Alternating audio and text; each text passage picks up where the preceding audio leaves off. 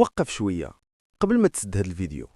ماشي حيت أنا غنهضر زوين، ولكن حيت الموضوع كيهمك مباشرة. وصلتي ل30 عام، ماشي صغير ومازال ما كبرتيش بزاف، ولكن كتحس بواحد الإحساس خايب. إحساس ديال واش أنا عايش ولا غير كنضيع الوقت. ماشي حزين، ماشي خايف، غير فارغ. كتفيق الصباح، كدير نفس الروتين، كتسنى نفس الصالير، وكتنعس بنفس السؤال: فين غادية بيا الطريق؟ خليني نكون معاك صريح حتى الاخر. إلا وصلتي ل30 عام في المغرب ومازال كتعتمد غير على مصدر دخل واحد، راك داخل في معادلة الفقر، سواء بغيتي ولا كرهتي.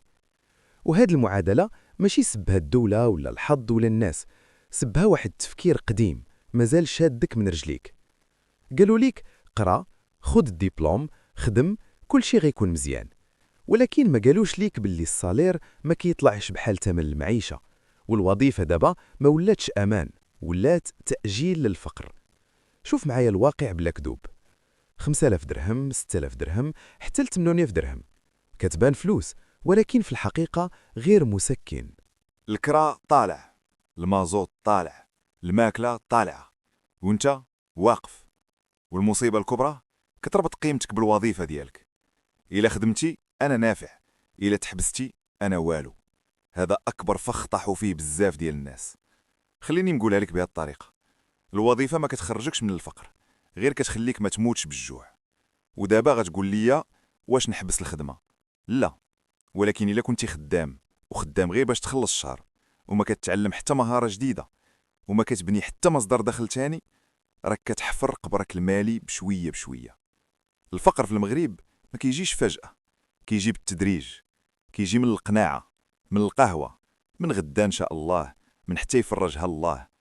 والله كيقول: وأن ليس للإنسان إلا ما سعى. ما قالش إلا ما تمنى. دابا وقف وسول راسك: شحال من ساعة ضيعتي هاد الأسبوع في تيك توك؟ شحال من فيديو شفت؟ وشحال تعلمتي؟ التليفون اللي في يدك راه أقوى من أي مدرسة دخلتي ليها، ولكن يا إما تستعملو باش تطلع، يا إما يخدمك حتى تطيح. كاينين الناس في سنك ما عندهم لا باك لا ماستر، ولكن عندهم مهارة واحدة وسوقوا ليها صح، ودابا دايرين كتر من الناس اللي خدامة في بيروات. الفرق ماشي الزهر، الفرق هو القرار. القرار أنك توقف تلعب دور الضحية. القرار أنك تعيش عامين صعاب باش تعيش من بعد براحتك. 30 عام ماشي النهاية، 30 عام هي آخر إنذار.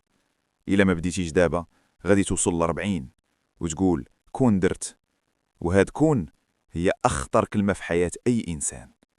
إلا بغيتي تبدل ما خاصكش معجزة، خاصك غير ساعة في اليوم تعلم فيها مهارة، تبعد على الناس اللي كيطفيو الطموح، تحبس الاستهلاك وتبدا البناء، وتفهم باللي الراحة دابا تساوي تعب من بعد. هاد الفيديو ما جاش يشتمك، جاي يفوقك. إلا حسيتي بالوجع راه طبيعي، الوجع هو البداية. إلا بغيتي محتوى كيعاونك تبني عقلك، دخلك وحياتك خطوة بخطوة، راك في البلاصة الصحيحة. فعل الجرس وخلي هاد الفيديو يكون آخر نهار كتقول فيه 30 عام وما درت والو. دابا دورك تحرك.